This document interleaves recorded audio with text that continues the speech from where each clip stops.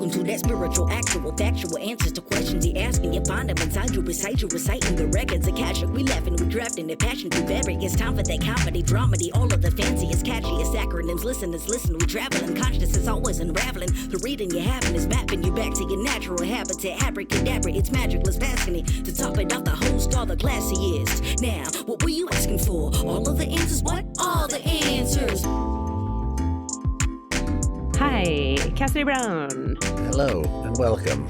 Hi, hello and welcome. Oh my God, Cassidy. To the podcast. You know what's been happening that is miraculous? What? Socializing. Right? Yeah. What's that about? I'm digging it. You're just like hanging out with people? Yeah. Yeah. The combination for me of like winter, foot injury that was like deadly and terrible, COVID being extra bad skis, and not being boosted meant not a lot of people. Yeah. And then all of a sudden, all the people. Yeah? Oh man, it's been great. Childhood best friend Tracy came with her 11-year-old daughter Zoe, stayed for 2 nights. We went to the city. We went to the top of the World Trade Center. Wow. Saw a 360-degree view of the world. It was... Wait. Yeah. I thought there wasn't a World Trade Center. I know, me too. I guess it's called One World Trade. And it's the building they built in place of... So there were 2 towers. Right. And they came down. There's a memorial, which is amazing, in the place of one of them, which is a hole in the ground, the shape of a building. Uh-huh. That goes down, and then there's like water funneling down it, and it's stunning and beautiful. But then there's a building. Mm. I might be wrong, but I'm pretty sure what they did is rebuilt just one of them. I don't know. And that, or there's just one that's called One World Trade that people go to instead of the...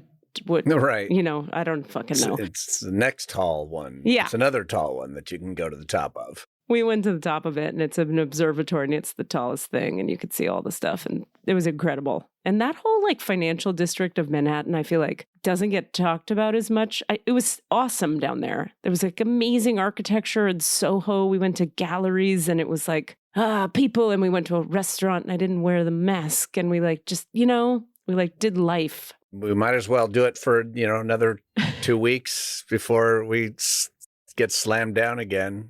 Yeah. What do you know? What's the latest? It's all blah, blah, but, they're having another surge in Europe. And so like that usually means we'll have another one eventually. And so that probably means we'll do some other version of reinstituting some lockdowns, but it's like every time it's a little less. And it's a new variant? Well, this time, yeah, supposedly. I don't even know. Yeah, I don't have enough information to talk with any, but I've just been hearing little bits. I did like see a thing that said like China hadn't even had a death in a year. Wow. And then they just had like their first death because they're having a new surge. Huh. But I was like, wait, 0 deaths in like a year? I can't even track that. And it's China, so they're like... And it's China where it all started, but not, and densely populated. Exactly. I don't know. I don't, please, whoever's listening, don't quote any of this as anything that has anything to do with reality, because... Are you man-facting, or is it... I'm Cass-facting now, which is always like... And also, I'm probably wrong about everything I'm saying. But that's what I'm trying to get to the bottom of. Do you think you're wrong because the source you got it from is maybe not correct, or because you doubt every word you say? I may be misremembering how I got the fact, and that fact was from like reading a headline and then like one explainer sentence under that headline, but not actually reading the article. That makes a ton of sense. So I'm quoting a very shallow read. Understood. That's how I usually date people, just after a very shallow read. A shallow read. You're like, yeah, sure, let's try this. It's fine. You're standing here. I mean, for you, a shallow read, though, is like, well, there's no entities and their demons are relatively benign. And I don't see any concurrent aliens who are... Looks like he doesn't hate his mom. Right. I can feel a little bit of buried rage, but not that much. But that's just standard issue. That's America. That's just being alive. Yeah. Yeah. Okay, so that was one piece of info I wanted to share with you. Just some updates, and then I want to hear your updates. Went down to the city, saw cool stuff, socialized with humans. I went to a lounge here in town, little loungy bar. met an actress who was our server. We've become buddies. She now has me singing I'm going to sing a song in a, what do you call it? A fundraiser for Ukraine. We're going to raise money, a bunch of actors singing a song each. And then she emailed me after, was like, you should MC this. Do you want to MC it? And I was like, sure. What the fuck else am I doing? So now I get to MC at my favorite local, pub thing. It's like a loungy, fun, awesome bar. Shout out to Reserva in Beacon, New York. And then sing a song. And that's delightful. And then it turns out she has a cabaret she needs directed and possibly wants me to do it. And I'm like, yes, okay. All right. And then like she wants to come to my writing class. And now, okay. So that's update 2, fun Reserva update. Then big news. I have my first like giving a shit, investing, trying audition tomorrow. Actually, it's for a panel. It's one of those like pay to play casting director workshop things. Mm-hmm. But this time it's not casting directors, it's agents. Oh, so it's actually being seen by agents to possibly be recruited or whatever it is they do, signed. Represented, yeah. So there's 4 of them, and I'll be saying words in a character for them. And last little piece of fun twist, which I'll be very excited to report back how this plays out, because it's an odd twist. Rami, quite generously, when I moved here, I asked Rami a bunch of months after moving here, hey, how would you feel about referring me to your agent? Right. And they said, I think you're really talented, so I feel great about it. And I was like, well, that's a delight. Thank you. So they did. And then the agent said, cool, put some self-tapes together for me. I put some self-tapes together. I sent them to the agent. I didn't hear back. A lot of time went by. Finally, I emailed the agent, said, hey, just checking in. I hope you're doing great. Any thoughts? And her response was, I don't think we should meet right now. Let's talk again in 2 to 3 months. Definitely email me then. And I went, okay. It's like a soft pass, but like also not really a pass. Yeah. Because she was polite. She at first you could say like, was she just being nice when she said, email me back? Right. When really she's like, I'm not interested, But she said, definitely email me back. So I'm like, okay. And then I did that. That happened. I was a little sad. And then I was okay. And then I booked this, or I paid to go to this agent panel and didn't look at all at who was on the panel. She's on the panel. Oh, that's funny. Yeah. 4 agents. She's one of them. Nice. So I think in a way, I think that's kind of good. Yeah, because then she can actually see you in person and get a little more of a you. Yeah, I hope so. I hope it doesn't land for her because it was fully accidental. I hope it doesn't land for her like I'm stalking her. Like she's like, this bitch is desperate. How long ago was the 2 to 3 month shove off? Probably 3 weeks or so, 4 weeks. Oh, okay. So it's not like the 2 months is coming up. So then you could be like, hey, I was getting ready to, follow up on our last thing. And then I saw that you're going to be at this thing I'm going to be at. No, it was more like I'm unconscious and clicked a button and, oh, whoops, it's you. Well, if she's listening to this podcast, that would be the thing. Anyway, then this is embarrassing. I feel like it's just, look, here I am, and I get it if you're not interested, and it's okay, but I'm just going to say these words and they're going to, who the hell am I? Doesn't matter. Yeah, I've been thinking about a lot of those type of things of like, I think we sometimes like think things into what other people might be thinking about us when they literally aren't thinking about us at all and have zero anything like thoughts, feelings, nothing. She'll see you there and be like, and it'll probably just be like, oh yeah, that lady. And that's it. Like that's or even less, it'll be like, and who are you? Right. She won't remember me at all. Right. And then you have to not be offended. Just be like, oh yes, well, I am Katie. We actually were in contact a few months ago, and no shade on that statement. Like, we actually were in contact like 3 months ago? No, you can't pull that. Mm-mm. No. Yeah. So I'm really happy to meet you in person. That's it. Like, that's it. Like, boop. I don't even know if I would mention it at the time at all. I would probably, if she doesn't remember me, I'll just be like, yeah, I'm just a person here. Have a great day. And then after I would follow up in an email and mention it. Right. Then you can bring those 2 points together. Exactly. Rather than put her on the spot and make her feel like a dumbass in the moment. Right. Yeah. Okay. That was update number 3. Update number 4. I'm very nervous to announce this, but also very excited. Eek! Big announcement, podcast world. I've told you about this, I think, but I have had secret desires. Maybe I've even talked about it on here and can't remember because I have no memory left. All that weed you smoke. Oh, God. Even that sentence makes me feel tired. I'm like, God, I couldn't go near weed at this time. I couldn't go near it. Anyway, I have a official launched, built, made staging business for houses. Have I told you about this? No, yes, you mentioned it very briefly. It amuses me because it totally works in my brain. I can see you doing it.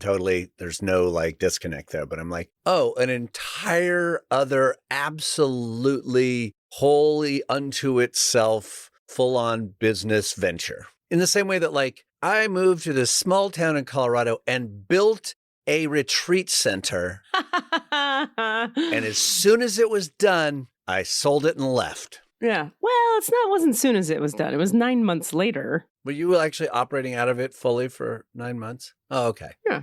I was there a year and I did that real fast. And then I was there working in it and seeing people and going there and having art show. I had 3 art shows there. All right. And then I was like, I don't want to do this anymore. But here's the cool thing. I think all that's pretty cool. I'm kind of proud of myself. What I learned from that experience was when I looked at what was my favorite part of this, like, do I want to do this again?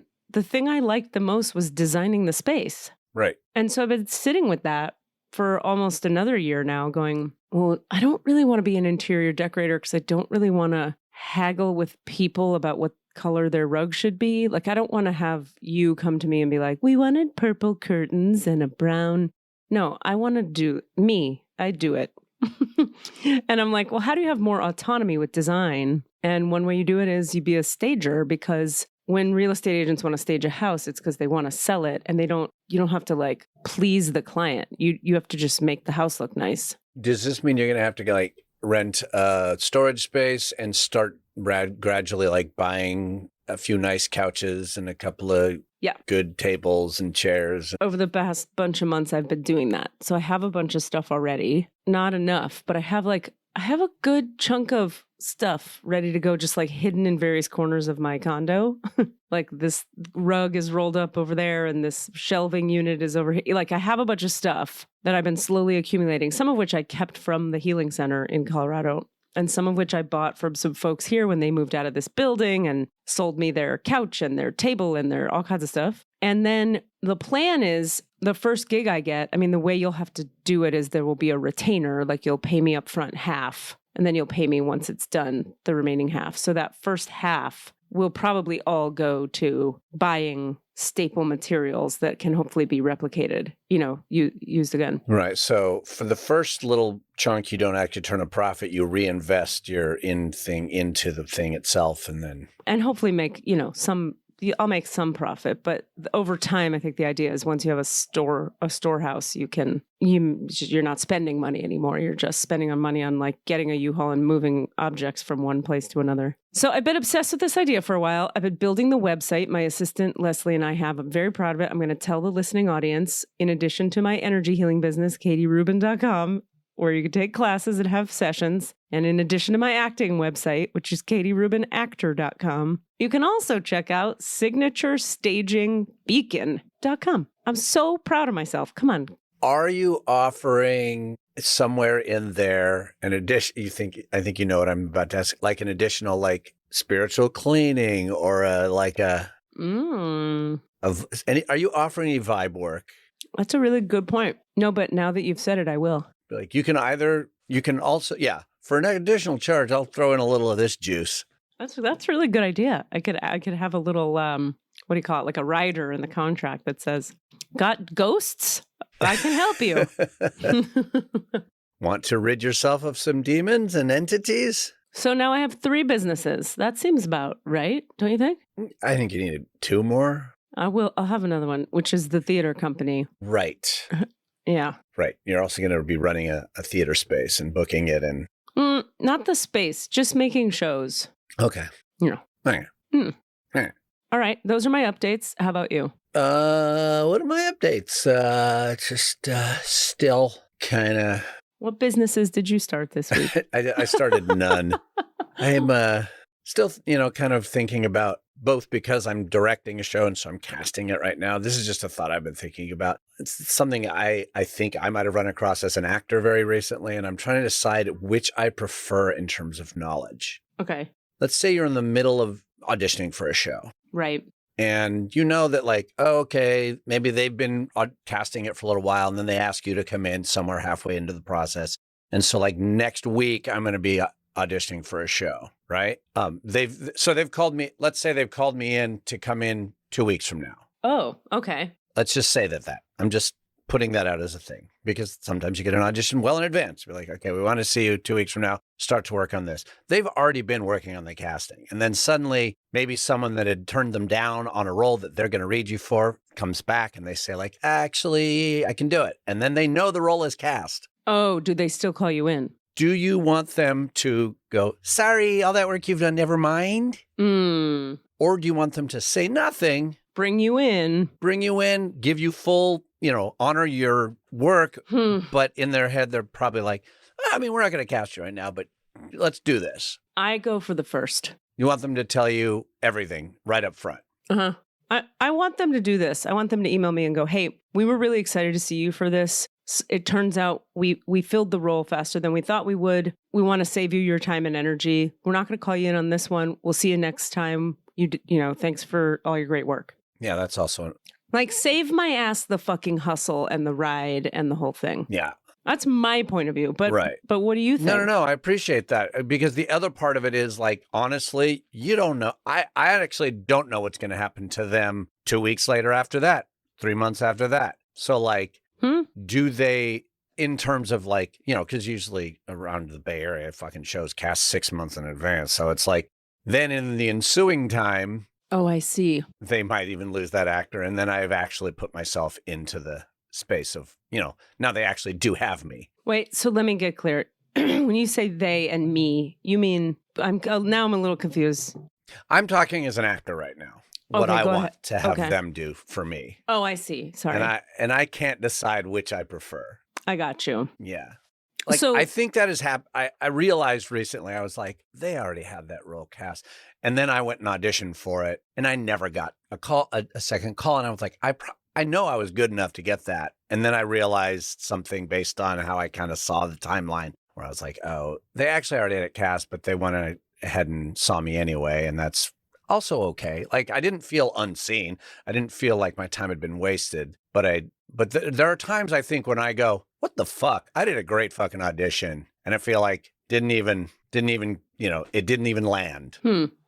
So I wasn't really in consideration. So I'm not sure if I would have rather not have done the audition, or if I'd have actually just rather done the audition, but been able to let go of that result. Because there is always the handshake of the audition that I have now been seen by the people for future possibilities and stuff like that. Well, I guess coming back to the real world situation of you as a director in this moment. Right. I guess I would frame it a little differently. I would ask you, if you're not, how certain are you that you have the actors in place that you need? Right. And therefore, how useful is it to you to actually keep seeing people? Right. And how much, am I wasting their time? I think the honest question comes down to how in earnest is the viewing? Yeah. Like, in fact, sometimes it is. Like, I know with the show that I ended up understudying, like, I auditioned the shit out of that show, and they may actually have had that other person in mind and still needed to keep, and maybe that person didn't come through before my audition, so they still needed to see me just in case, and that's fine. Totally understand that one. That makes sense. And then I was cast as an understudy. Right. But I wouldn't have been cast as an understudy if I hadn't gone through that whole process. Right. So as a director, I'm just wondering, are you... Yeah, I mean, that's coming up. Like, we have overlapping things where it's like maybe the person that we are pretty sure, but not totally sure, and we weren't sure. And then timing wise, we had to keep, since we're not sure, we have to keep moving forward. We can't wait. So then we get some other people to come in, but meanwhile, that other person kind of more solidifies. And then you're like... And you mean, when you say not sure, you mean that their schedule would work? Or maybe an offer and they wouldn't accept it right away, or it's different for different people. There's multiple versions of this story. Well, then I think in that case, you cover your bases. So as a director, I actually do want to see everybody. And in earnest, I want to see everybody because there you go. Because I actually do want to know, like, okay, I'm pretty sure I'm going with this person anyway, this other person. Yeah. But goddamn it, I need to make sure, and I need to see you because I'm not actually sure that this person's going to work out, even though it looks like they are. Yeah. So, and I need to know that you're going to be the person I can turn to in a time of a crisis. Absolutely. I think that's smart. Yeah.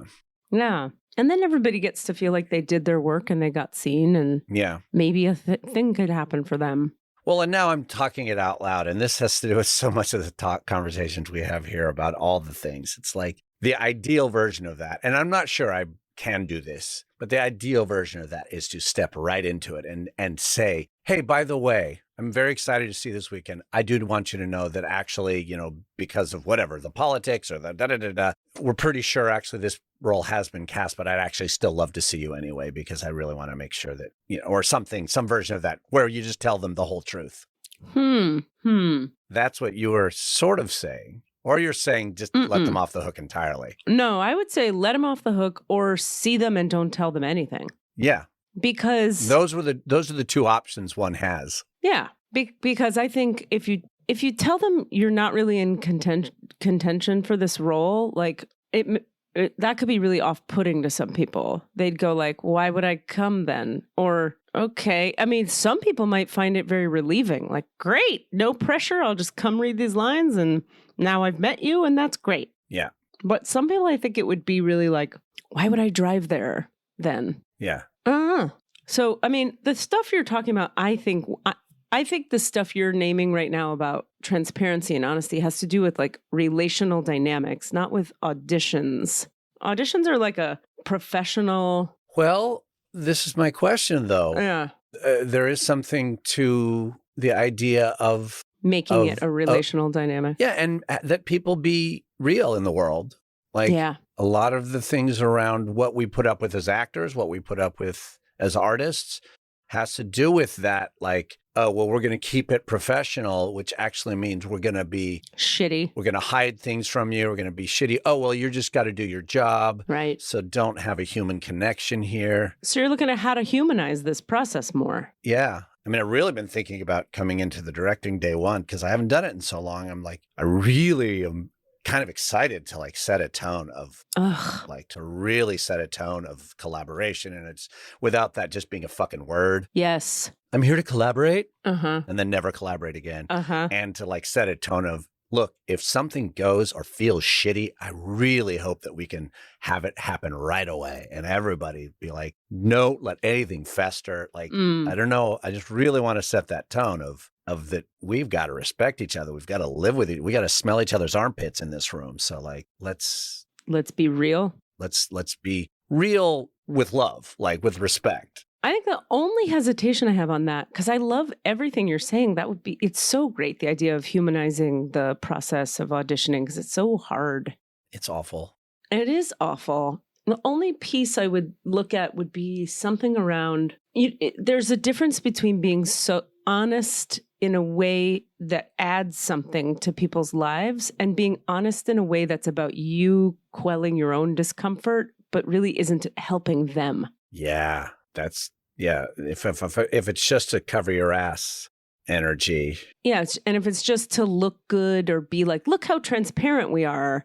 But really it's making me on the other side be like, okay, hold on. So you're saying I'm definitely not up for this role, but you want me to come in, but there's no real reason why. I'm confused now. I'm confused. What has that done for me? Yeah, that's true. So that makes me think of, I know I'm jumping subject, but that makes me think of things like whatever step it is when you make the 9-step. Yeah. Amends. I know. I was thinking of it too. Like, who the fuck is that for? Well, listen, they teach, there's really serious protocols around the 9-step because the whole point is the 9-step is for the other person. It's also for your own spiritual lightening your load. Right. But the whole way the step is framed. Ooh, it's 3:33. It always happens when we're on this podcast. And I can talk about what the 3s are.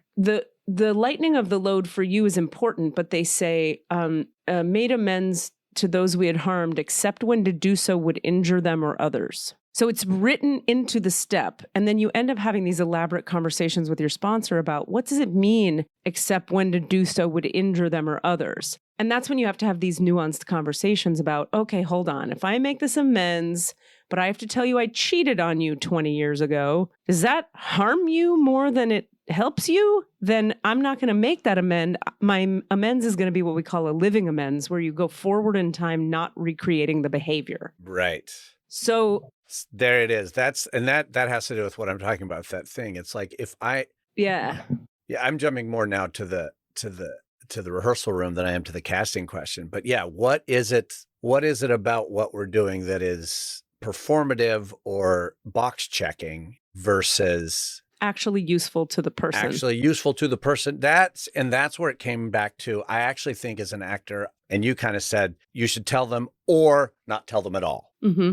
And the not tell them at all is actually something I'm okay with myself. So that's what I was starting to apply to. I was like, no, I'd rather not know that you pre-cast or, right, and give a good fucking audition and have an experience. That's right.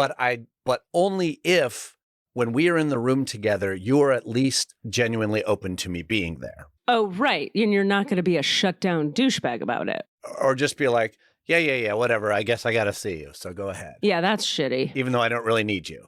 Like, I need you to go like, cool, I'm so glad you're here. Let's do this. Yeah, of course. Maybe you're going to do something that changes everything and I'm going to fucking whatever. But I just need, so that for me is just like, as a director, I need to show up fully, which this whole thing is my intent anyway, is to show up fully at that moment. But as an actor, I'm thinking I want to also do that, or I'd rather not know because that would cause me to not show up fully. Exactly. That's the point. And that's where I think when we get angry at quote, quote, professionalism, I think it's when, that's the value of professionalism. I think that's professionalism. I'm not going to fill you in on all the details so your head is spinning now and you have a harder job. I'm going to help you I'm going to be professional by not giving you TMI so you can do a good job. It would be unprofessional of me to overshare in that context because now it fucks with you. But we don't want to do professionalism that is designed to create walls between us and power dynamics and hierarchies and control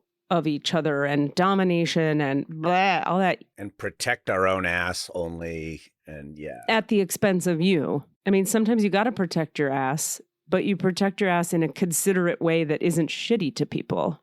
How about that? Which for you, you're just so that person anyway. I don't see you ever, any version of this, I don't see you doing in a shut down, not giving a shit way. That's not the Cassidy brand. It's not my brand.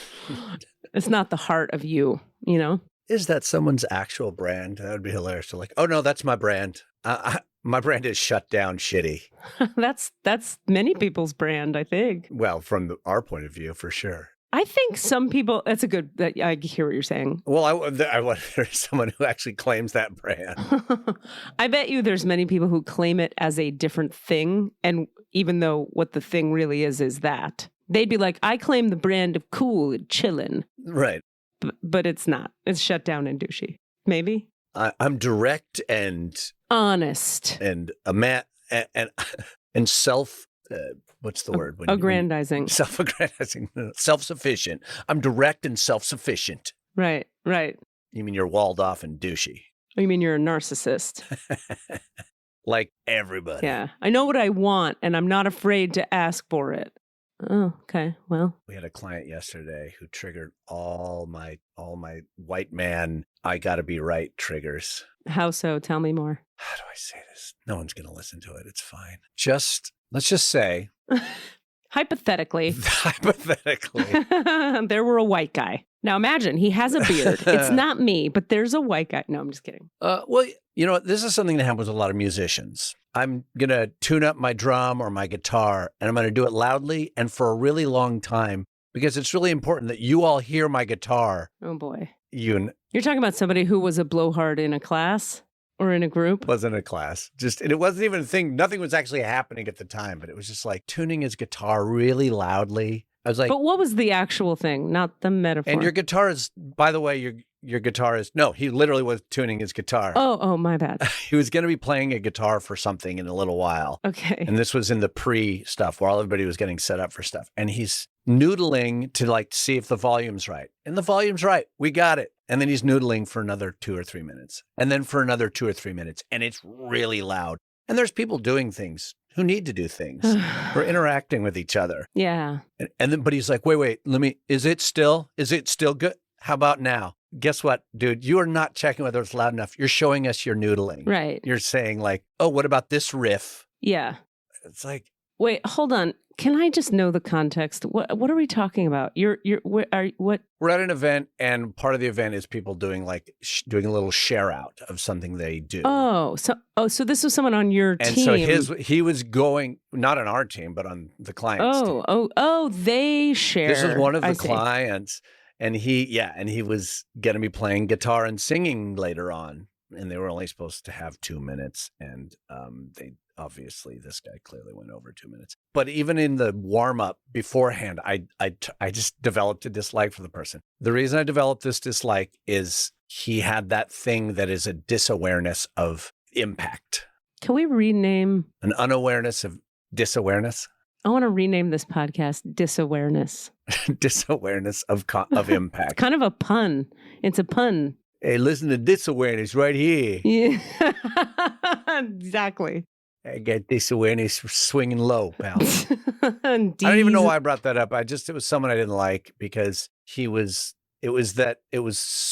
swagger without empathy. Well, you brought it up because we were just talking about like, where are the lines between being professional and being shut down douche? Right. Like these lines where it's like you're claiming a thing is a thing, but it's really not that thing. It's an ego thing. And it sounds like... And I can imagine this guy talking about being a great collaborator. Right. Or being like a humble musician. Yeah. Yeah. Not so much. Nah.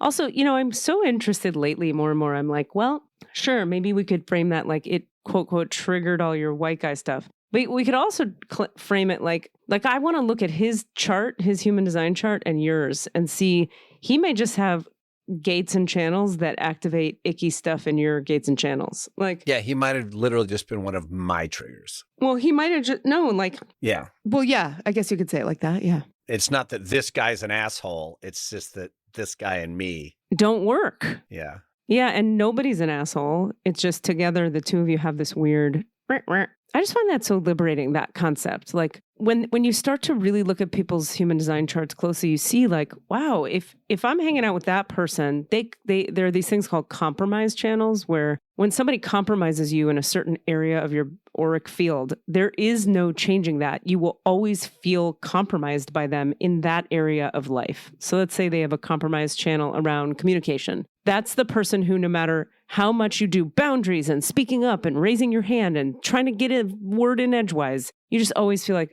fucking, I don't have a voice here. They may have a compromised channel at your throat where they come in your field, they enter your field, and there's no changing the fact that they will always compromise you on that topic. What I love about that is it takes the self-judgment off the whole thing. Right. So there isn't that feeling of, well, what's wrong with me then if I can't deal with that person?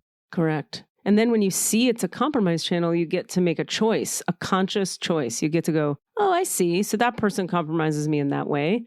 I don't have to fight him anymore. Excuse me. I don't have to resist that compromise. I can just be compromised. Or I can realize I really don't like that compromise and I'm just not going to be in that guy's auric field anymore. Yeah. So he's not a dick and I'm not a dick. He's just a guy who compromises me and he can't help it. He doesn't mean to. It's just happening. But what if he is a dick? Except for when he's a dick. What if he's a dick? Then I think he's just a dick.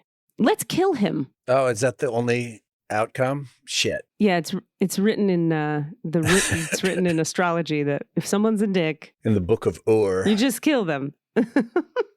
Yeah, bibbity ba, bibbity boo, shoobity woobity.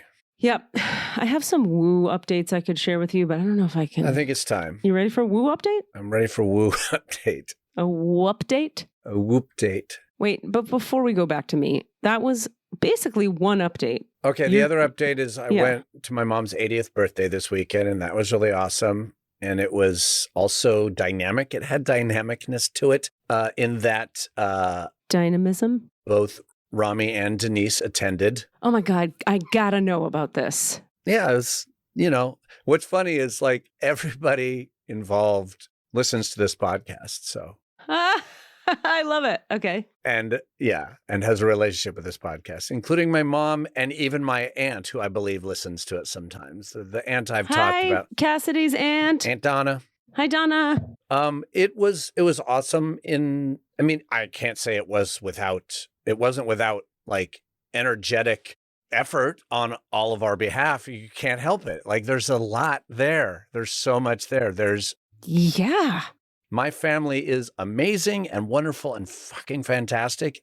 And they're a lot. Their love is a lot. Like, it's like, there's a lot going on here. It's like, whoa. Just for the listener, though, can we clarify just because I know a lot of our listeners will know that there's a Denise who is a blank and there's a Rami who is a blank. But can you help us? Well, in 2002, Rami and I had a wedding. So that happened a long time ago. That has not been legally dissolved. So okay, purely legally speaking, we are still married. Right. We are not a couple, but we are partners in life, I would say, is one way of defining it. That is an ongoing process, which we've discussed some on the podcast, some not. Some of it's still, indefinable, but that still exists. And Rami is family. The baseline you need to know for this context is Rami is still very much family, part of my family constellation.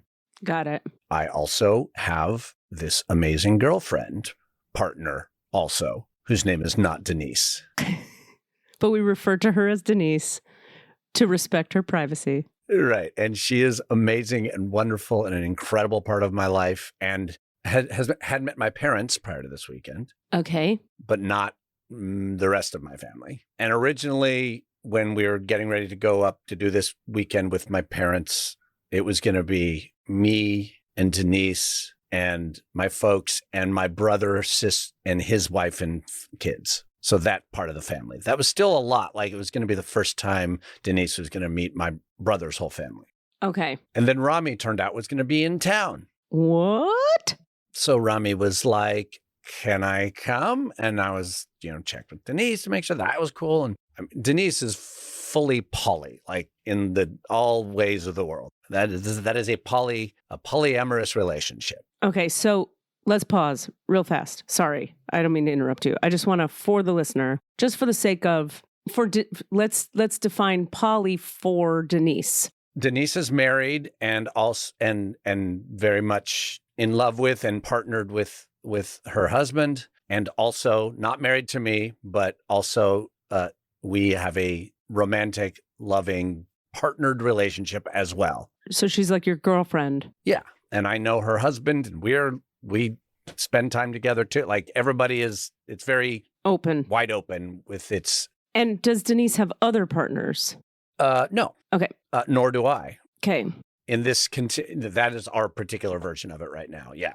Got it. Anyway, all that is to say, that was going to be a lot already. My family is super cool with stuff, and there's like, oh, great, let's meet this person, and but then Rami was added to it, which was like, okay, cool, no, this will be great, this will be good, this is fine. But it's also like, okay, that's a little more complicated. Yeah, that's another dynamic. It's another dynamic. And then my aunt, my dad's sister, my aunt, all right, and her daughter, my cousin, added themselves onto this weekend party. It's my mom's 80th. Like, hey, we're going to have a good time. All right. And again, they're awesome. Such like, I love my Aunt Donna so much. She's amazing. I've described her on the podcast as being like a little Dolly Parton in her like unconditional love for the world. And, but also she's country, like she's country love. Aww. So these are folks from more of a rural farming reality, country Western music back, like. Okay. Which state? They're in New Mexico. Okay. Uh-huh. And let's say their community that they exist in and around probably is a little more conservative than California. I knew they'd be cool with it, but it was still like, oh, yes. Yeah. By the way, both Rami and Denise, who you've never met, will be there. And so like knowing that was going to be happening was just a lot for everyone to kind of process going into it. Everyone went in with healthy boundaries and also with healthy amounts of awareness of the possible pitfalls and fears and everything. Right. All that is to say, I won't go into all the detail because it's just detail and some of it's our own and private, whatever. but it went well. But what I especially learned, what I want to focus on, my takeaway, besides sort of deepening love for all the people I love, and specifically for Denise and Rami, or like, that like in navigating some of those energies and processing them and talking about it, like it dropped in deeper, it all dropped in deeper and walls came down and places were able to feel good. That's good. For whom? I think for everybody. I can only speak for myself directly. I was able to acknowledge like, oh yeah, of course I know it's fine, but I also am doing some caretaking here, even though you didn't ask me to. I'm doing some hovering over here. Right. I'm doing some calculation of sharing of energy over here. Like, have I paid enough attention to this person? Yeah. Not that they asked me to do that. I asked me to do that.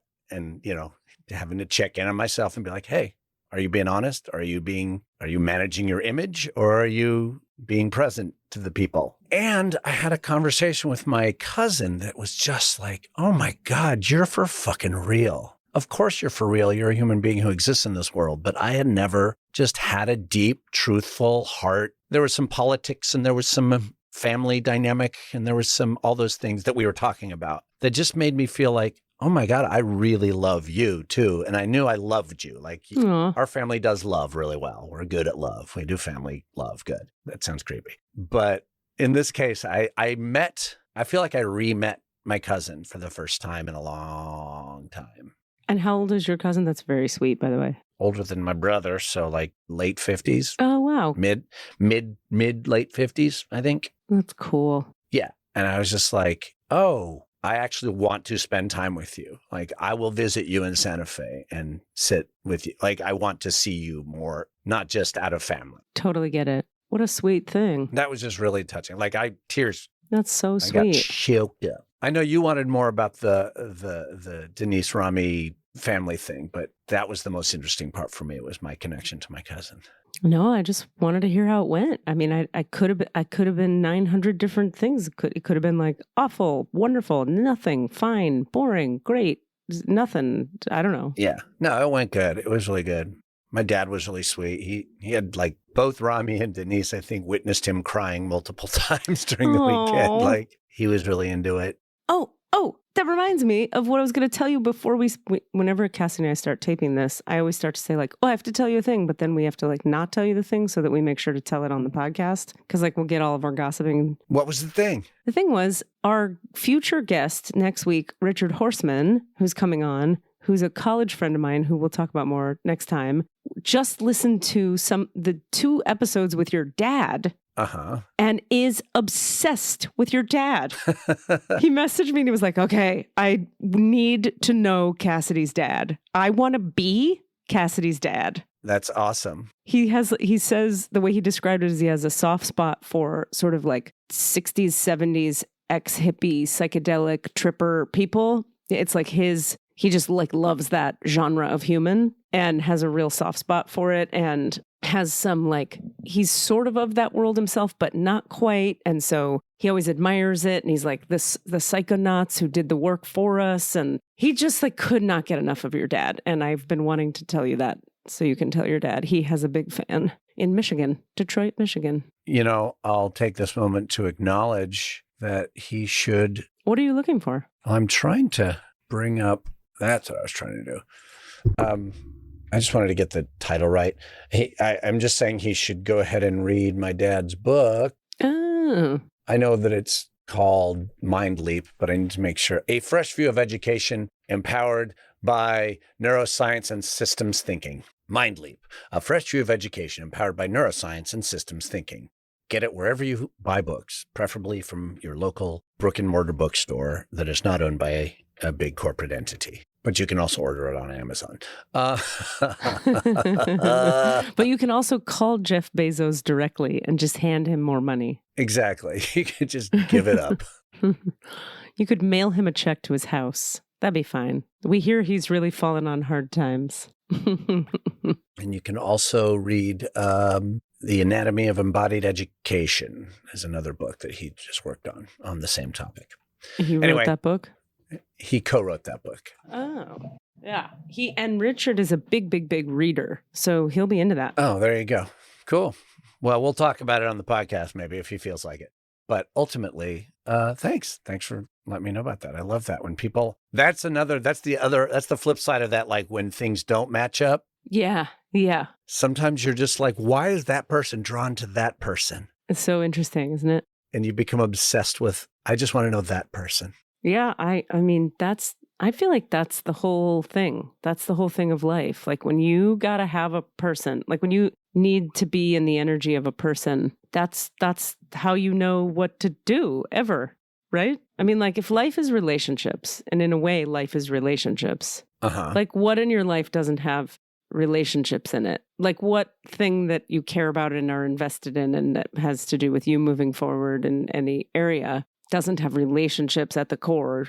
Right. So if life is relationships, then those people where you have that click and you're so excited about them, like I just think, man, that's just one of the best things on this earth. It's true. And it makes me wonder about people who are more hermit-like in their life, like that they are less about relationships. And I wonder what that means. That's me. I'm that. But you're not. I am and I'm not. You die. But I don't. Also, like, let's be clear. My version of having a ton of connection-y, relationship-y things going on still includes a lot of hours alone each day. Like, way more than you. Oh, way more than me. I mean, I might spend hours alone, but I will fill that time with a TV show or something that has other people in it. I put air quotes. I just realized no one can see my air quotes because this is audio. Yeah, TV doesn't really... But here's my point. My version, I need socialness, but then I need a lot of hours without it. Like, and I would argue probably a lot more than you. Like, I've watched you over the years and you I don't know. I introvert a lot more than you do, I think. I crave my alone time too, very much. But do you get it? Do you take it? Do you have it? I live like a hermit who then comes and sees people. I live with people more out of necessity than anything else. But then I close the door to my room for long periods of time, or I come out to my studio for long periods of time. So I don't know.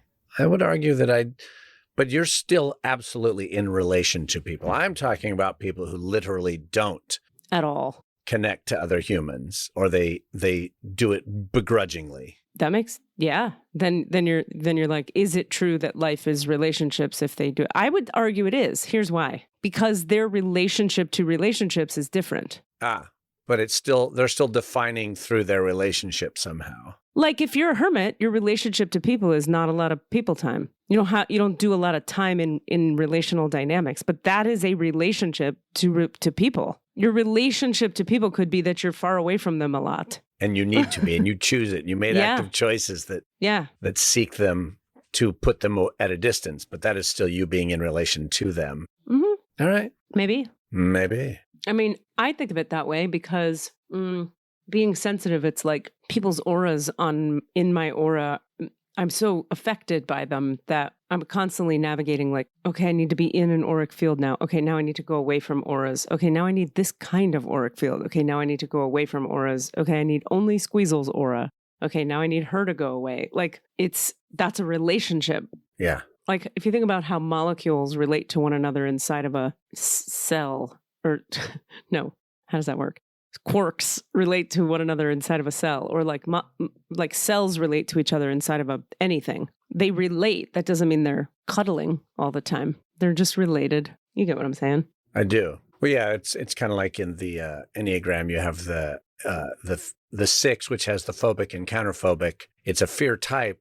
It doesn't mean they're afraid, but everything is based on their relationship to that fear and how they process that fear. So it's not that like a hermit doesn't not have relationship. It's just that the way they're still defining through that relationship. Yeah. And that relationship is distant. Right, but that's still a relationship. Even the word hermit has to do with your relationship to people. Right. They are defined by that relationship. In fact, their identity is actually. Can you say more about the 6, the counter-phobic and the phobic? Like, we'll see. Oh, and that actually reminds me, we had a question on the. Oh, fun. fun. on our email that is less, it's more a, talk about the Enneagram question than it necessarily is go into the records, but maybe. All right. And it's actually maybe relevant. But that it's basically, I think what I said, which is that it's the only type for some reason that has this defining characteristic of choosing which, because like within each Enneagram, there is like, okay, now what are your instinctual variants? So then you have either social, sexual, or self-preservation within each one. But add to that with the 6, you also have, are you phobic or counterphobic? But only the 6 has that category for some reason. And it's because of the way the 6 operates is using fear as part of their definition, as part of their sort of defining lens. The operating system? Yeah. And so I think that phobic and counterphobic, and we're going to have to get Rami to tell us how wrong we are, has to do with, like, are they someone who runs into fear because they don't want to be afraid? But that's being counterphobic, letting their fear, you're still letting your fear define you. Your fear defines you by either pulling you forward or pushing you away. If you're phobic, it means you keep away from the things you fear. If you're counterphobic, you go into the things you fear, but you're still being driven by your fear. Totally. Yeah, I have a friend who, she was like, oh yeah, I'm going to marry this man because he's like, she met this man and was dating him, and she's a 6. And, the 6 is also known as the loyalist, right? Mm-hmm. And they're very loyal and to their people. And when she met this man, I mean, she fell in love with him and all the normal things happened with the falling in love, which made her think, I want to marry this man. But she said, when I realized how similarly counterphobic we both were, she was like, I will never let him go. Because she realized how much of a relief that was to her to not have to be, it's sort of like, I think she always felt like people she dated judged her for having that fear-based relationship to reality. Yeah. Where she was always planning for like, well, how's it going to be and what's it going to be like and how planning and how can I. Yeah. You know where the escape routes are. The worst case scenario, and I'll plan. And like, but she was so counterphobic. She was like, I'm terrified to do this thing, so we're doing it. Both elements of that were difficult for her in relationships because people would be like, A, why are you so afraid? And B, why are we trying to plan for things that haven't happened? And B, like, if you're so afraid of it, why are we doing it? And why is that such a big deal? Why don't we just watch TV? Like, what are you doing? And then when she met this dude, she was like, he gets it. He also wants to face his fear of bungee jumping or whatever the fuck it was. Anyway, but it was that big a deal for her as a 6. Right. I think that is what the phobic and counterphobic means. Yeah, totally. Yeah, I think you're right. I think my equivalent of that, I'm thinking like, what would be the equivalent for me as an 8? It would be, you know what it would be? I thought of this a few times lately. I'm looking for someone who can handle, if I need to be, okay, I'll give you an example. The other day, my childhood best friend, Tracy, was up here visiting, and I caught myself, I tend to like, what's the word? I dampen down. I have like mini explosions about things that are not a big deal at all. And I don't think they're big deals. Like I couldn't find my keys. We were like leaving the apartment and I was like, God damn it. Where are my fucking keys? And she looked at me like, are you okay? And I was like, yeah, about what? Like it was over. It's not a thing. I just needed to say that. It was irritating. So I said that. And then like very immediately after, I'm not irritated. So the saying of it is what relieves the irritation. Yeah. So I go, this fucking asshole about traffic. And then I'm like, hi, have a good day, sir. And I can be friendly to that man and send him love and light. Because it's just the like getting to blow steam off thing. They talk about the 8 needs to be able to blow steam, like say how they feel and they're cranky. And then they go, all right, I'm good. I love you so much. Let's hug and make muffins. But it can be scary for people because right. They're like, oh God, am I in trouble? What did I do wrong? Or she's mad, or, anger is scary for whatever. Like there's a million reasons that's scary for people. Right. So I often always feel like I'm pulling that in for people so as not to make people feel afraid of me. But it's so exhausting to have to do that. So with people I'm really close with, it's usually people who can hear me go, what the fuck? And then be like, okay, I'm good. And it's just not even a thing. So anyway, yeah, to meet someone who would be like, yeah, what the fuck? Oh, anyway, so I love you. That would be wow, what a relief. Someone who wasn't like, why are you so intense? I'd be someone who was like, ooh, you're intense. I like it. Right. That would be a miracle for me. Yeah, I've definitely been on both sides of that where I've felt, probably even with you, where it would be like, yeah, I'm uncomfortable with big expressions of rage, but also I'm, even the guy we were talking about earlier with the guitar, I feel no more animosity towards him because I bitched about him to you. Right. But in the moment, there was nothing I could say or do because, he was a client. Right. So I couldn't even go, this motherfucker. So I just built up the resentment and the rage. And as soon as I just said it to you, I was like, I don't care. It's not a big deal. But I've clearly held on to it until then. So wait, what are you saying about that? Because you were saying... I'm just saying, but I've also been afraid of that expression. When people do that expression, this is something I'm learning more recently, like really important to me, that I just hear people like, oh yeah, thank you for telling me. That's it. Rather than, what does that mean? They're angry. Are you okay? Should I fix it? Totally. Yeah, like when your friend says, are you okay? When you go, where the fuck are my keys? They may be of a type that needs to make sure you're okay. Well, and in this case, they happen to be the same. She's the same. She's constantly blowing off steam and then is fine. But so we sort of do that with each other. I'll be like, are you all right? And she's like, what? Yeah. Yeah, fine. I'm fine. Just want to make sure you're good. All right. Well, just like I can be just as sensitive to other people's explosions because you don't know with people. You don't know. Am I just blowing off steam or am I like deeply rageful at the key loss? Like if I'm really that upset about keys, well, then we have a There's problem. There's probably something else going on that has nothing to do with the keys. Yeah. And then there's the interesting nuance too when you think about it, which I've thought way too much about it. There are times where I can expand my energy around a frustration that's coming up and just not even have to engage it at all. Be like, I could get cranky about the keys or I'll just flow through it and just not be. Like I lean into that 9 energy and that 9 wing and just be like. That can also be a relief because sometimes when I give voice to it, it just builds it up and it winds me up even higher. Whereas if I go, does this fucking matter? Oh. Yeah. So there's plenty of times where I just let things roll and don't express them because it's not enough of a deal. But sometimes there's just those little bursts you have to have that just letting it roll off wouldn't satisfy the same level of... It's like when people say, don't say fuck. And I go, no, because fuck is the most satisfying word when fuck is the right word. Like there are certain moments where I need to say fuck because shit or damn or oops isn't going to fucking do it. You also know, have you seen the study? And I've actually watched a video of somebody testing this study. Okay. They have someone, that basically cussing literally can reduce pain. Oh, wow. And tolerance. And it actually changes how we experience things. So like they have people put their hand in a bowl of ice water. And if they can cuss, they can keep it in there for 3-4 minutes. Oh, that's my experience. And if they can't cuss, it will not stay in there for 30 seconds. Oh, man, I relate to that. Do you relate to that? 100%. Fuck, fuck, fuck, fuck, fuck, fuck. Yeah. If I can't say fuck, fuck, fuck, and owie, owie, owie is not going to do it. Like, I got to say fuck. That's right. That's so interesting. I love that there's like some science there. Yeah. I think there's been multiple studies, but I've watched a video of someone like one of those, silly, like, let's test this theory, jokey ones, but they still did it with all the people in the office.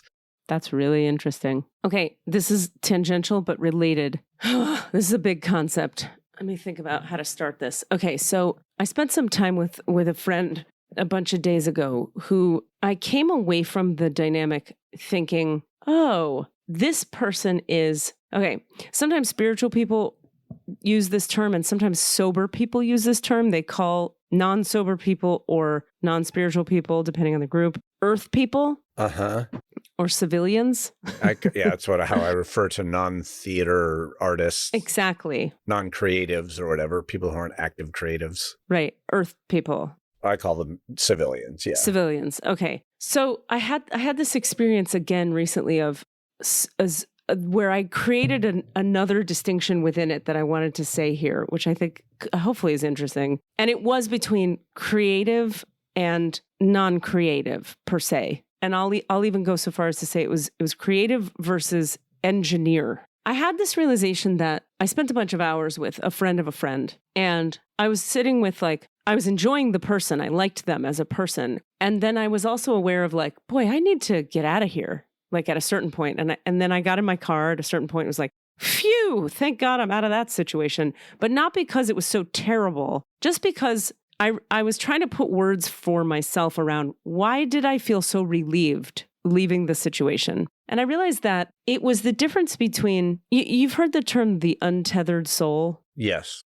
Okay, there's a great book called The Untethered Soul. And by the way, if you're on a spiritual path, it's a really great book to read about what is it like to be a spiritual person in this planet, in this reality. And you could say it, I think it crosses over into creative too. Like, what is it like to be a creative in this world? Well, they compare it like the creative is untethered. They're an untethered soul. And the engineer, for example, is tethered. And by tethered, I sort of had this insight after hanging with my friend's friend. The friend's friend, let's call the friend's friend Frank. Okay? It's not Frank, but we'll call them Frank. Frank was into talking a lot about their opinion of how right and wrong, how things should be, what's good, what's bad, and also being very into like detail-oriented attachments. So it was a lot of conversations like, well, you like this, but I like that. And every time you have that food, you don't like it, except for the time you had it at that one place. And the person would be like, the other person would say like, oh yeah, that was a Wendy's. And Frank would say, no, it was a Burger King actually. And the second person would go, oh, was it a Burger King? And Frank would go, yeah, it was a Burger King and we were there with your mom. And she had 3 French fries. No, she had 2 French fries. No, it was 3 French fries. Like a lot of like detail orientedness and like a real personal need to get it right. That kind of ones and zeros engineer brain thing where it like really mattered to Frank, whether it was 1 French fry or 5. Okay. That's one example. Another example was like, oh, I hate this kind of car, but I like that kind of car. And your dad, he likes this kind of car and hates that kind of car. And a lot of like, these are my opinions about things.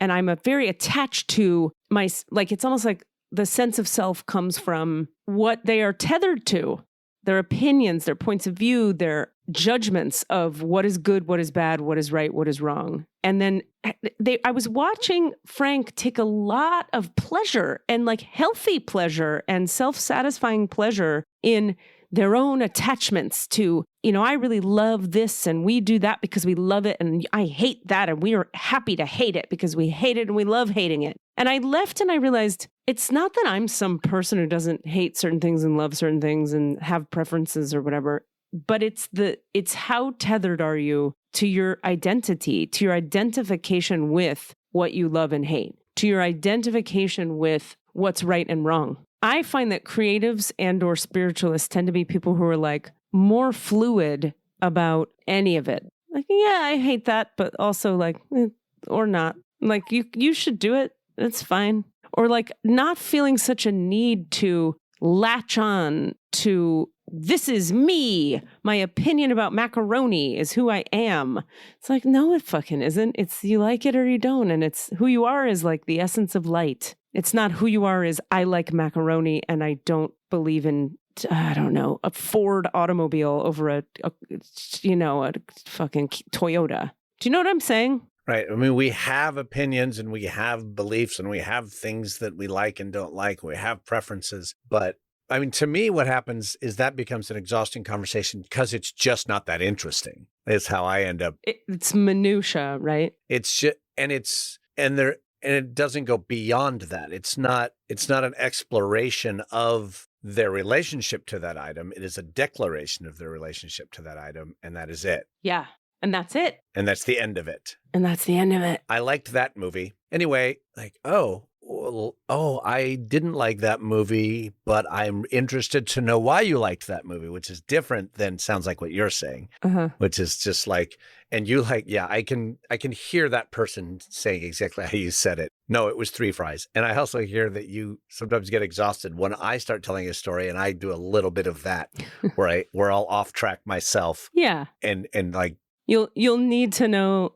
It's what I notice that when I'm working on someone with storytelling too, I'll be like, how do I tell someone that, yeah, actually details are really important because they're interesting, except the ones that aren't. Because of course details tether us to the story, to the heart of the story, but it's what details are important. You know what the details that are important are? The relational ones, the ones that have emotion attached to them, the ones that have feelings attached to them, not the ones that are factual. And that's what I'm talking about.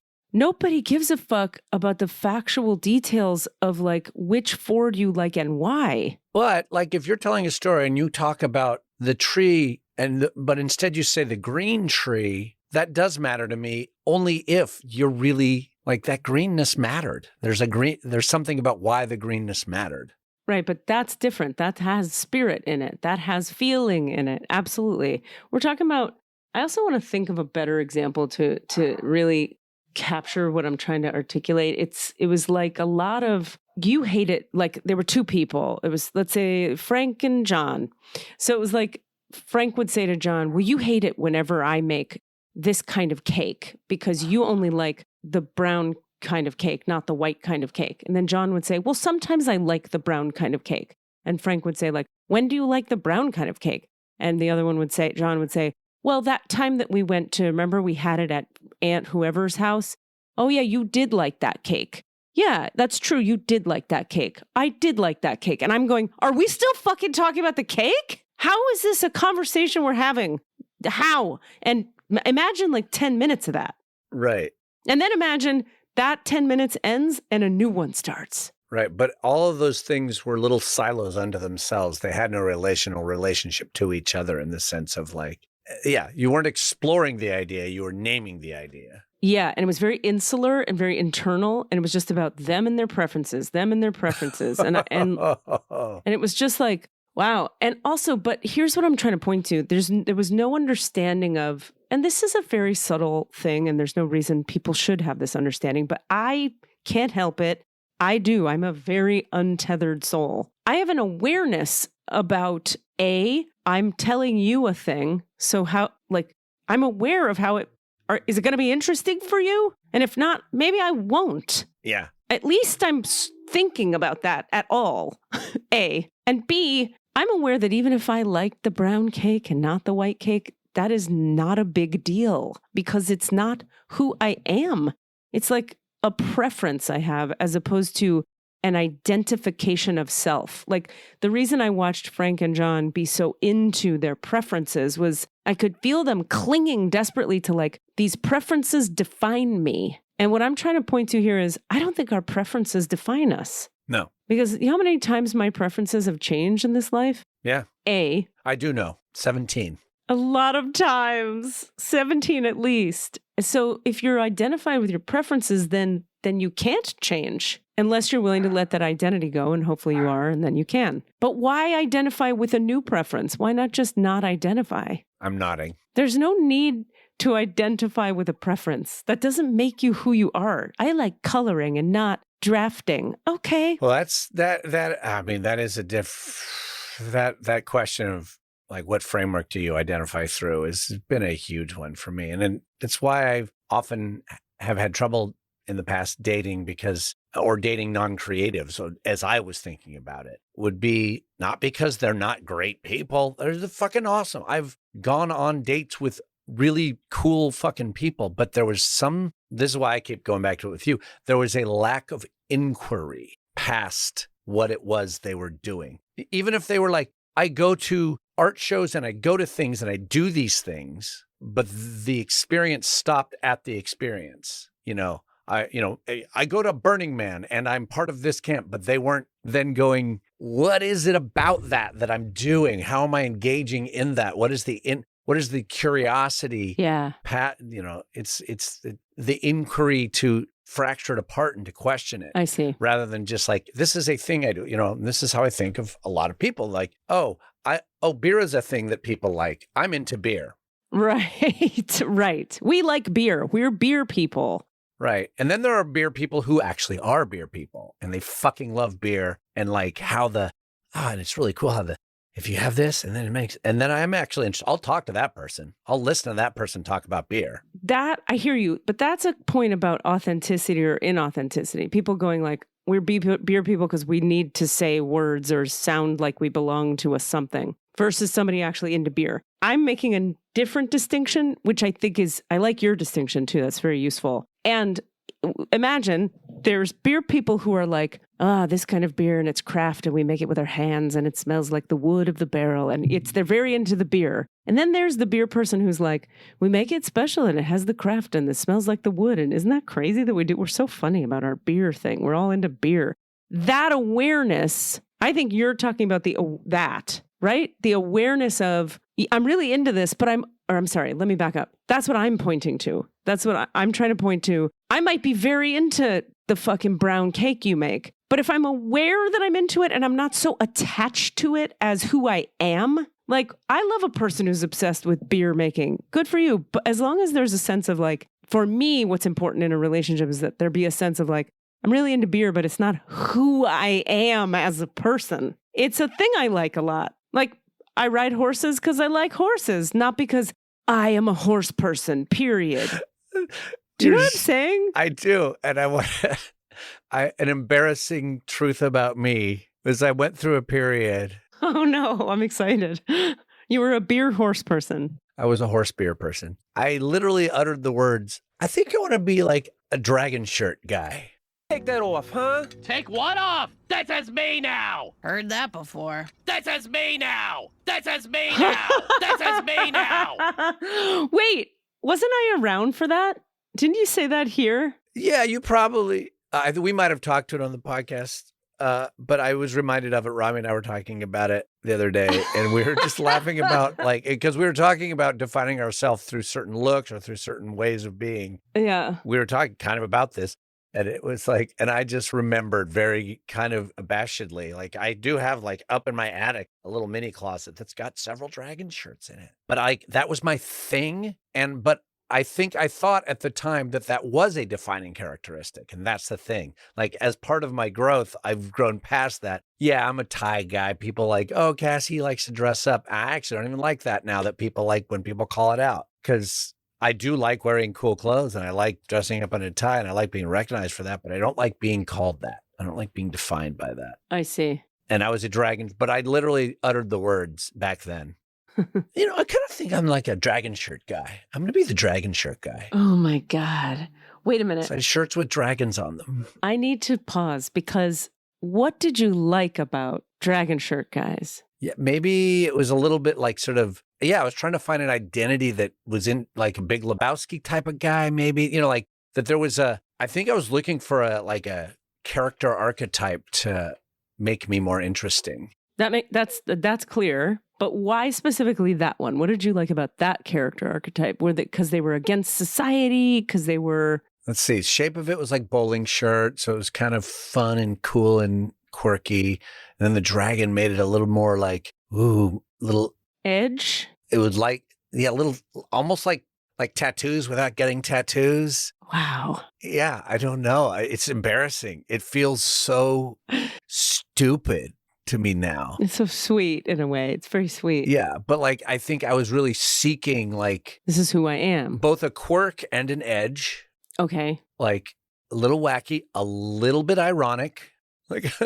Okay. Look how ridiculously kind of tacky these shirts are, but I really like them too. Okay. So it's like that ironic hipness with a little edge and a little quirk to it, and also something that was recognizable. There's Cass with his dragon shirt. Oh, that's another dragon shirt. Cass has another dragon shirt. It is interesting because it is very image 3E, right? Super 3E, super imagey. Yeah. Yeah, that's interesting. It was a collection of dragon shirts, but it also helped me shop. It was like, I want to buy clothes. What can I buy? I don't know. I know. I'll go look for another dragon shirt. So it simplified things too. Interesting. I think I want to be a dragon shirt guy.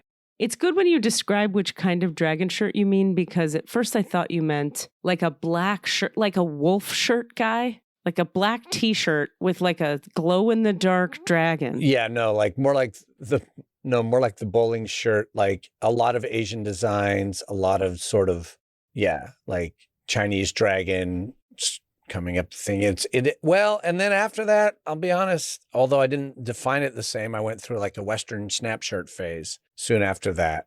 But I don't think I was using it the same. I wasn't saying I'm a Western snap shirt guy. I just liked how they looked and they were comfortable. Okay, let me just add this I don't even know if this is a caveat, but I'll just say this. I don't think people need to do this thing I'm saying. Are you okay? Yeah, I'm just looking up dragon shirt images. Oh, whenever you look up, I'm like, well, he's not here anymore. No, I'll I'm wait. totally listening.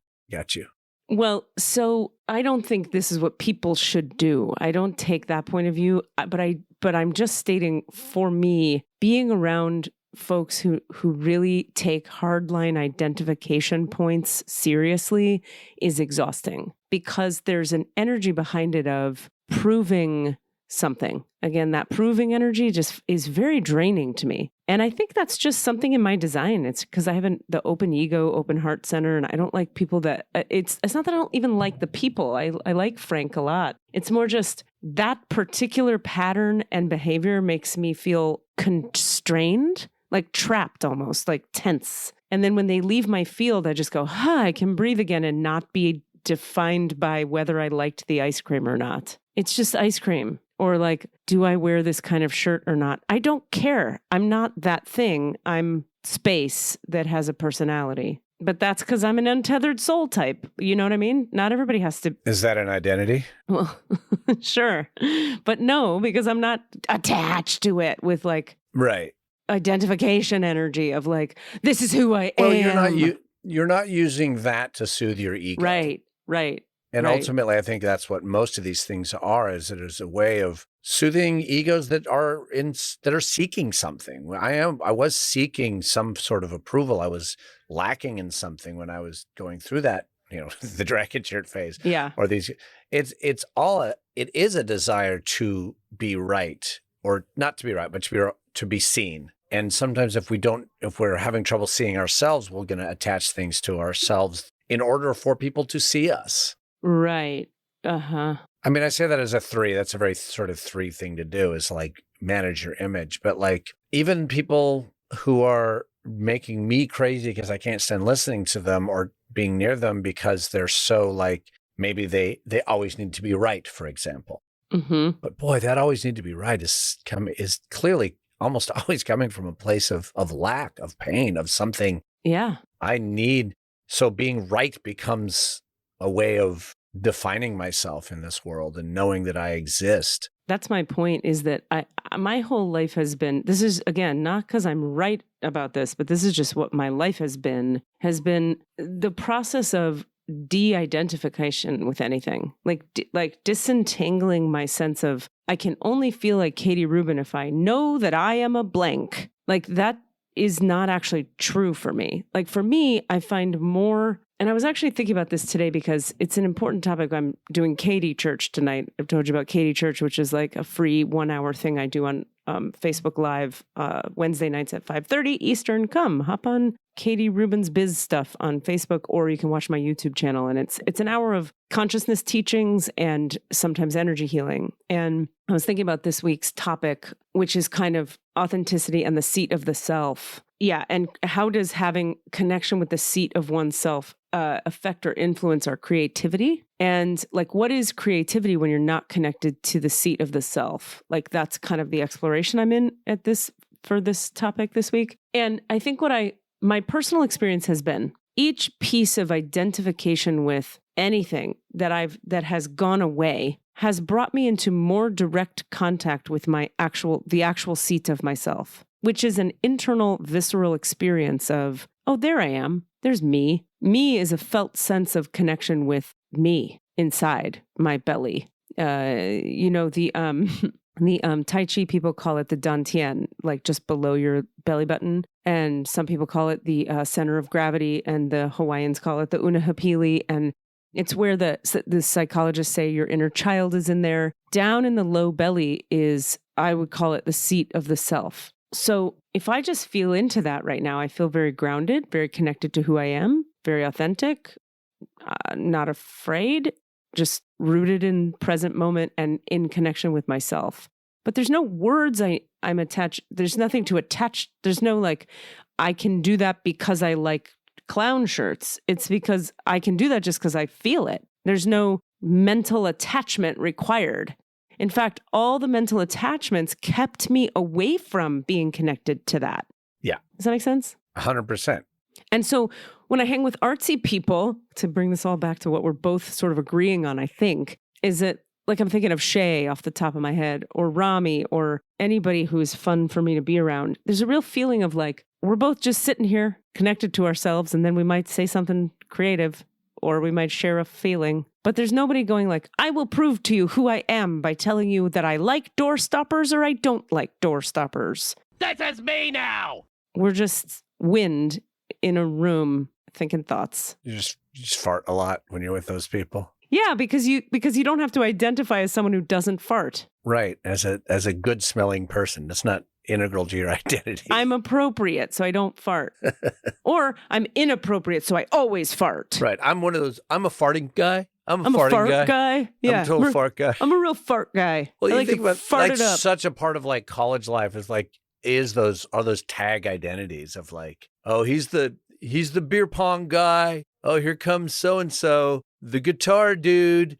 And I think that's a necessary step towards, because usually those things that we attach to ourselves are a search for passion often. Mm. And I think passion in its general form is part of that inquiry into finding into the self, right? Yeah, that's true. Because, that's what artists do in general is they search the essential nature of what it is to be. And we do it in a lot of different ways. And a lot of those things have very particular identities attached to them, but those identities are not, those are just the vessels through which we're going to use to express the thing. Like you might identify as a playwright, but that doesn't mean who you are is defined by a playwright.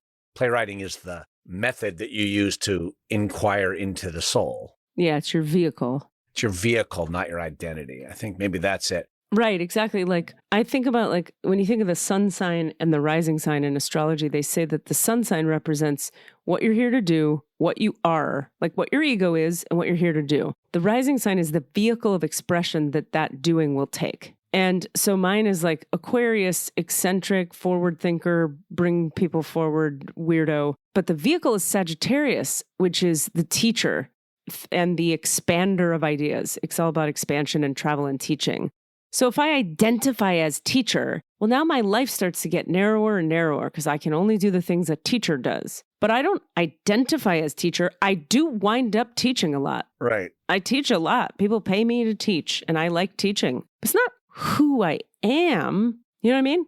I do. It's a thing. It's the vehicle that takes the being of me into the world. So, but if I identify with it too clingily, now I'm exhausting to be around. Or maybe not exhausting to be around for everybody, but then what I've done is I've created a polarity and or an attachment. And when you create an attachment that's associated with your identity, now you're stuck, and there's a stuck energy that comes with that. Yep. Whereas when you hang out with people who are not really attached to these identity forms, it feels very freeing to be around those people because they're not attached. They might do things because you'd have to do things in this life to have things, but they're not identified with it.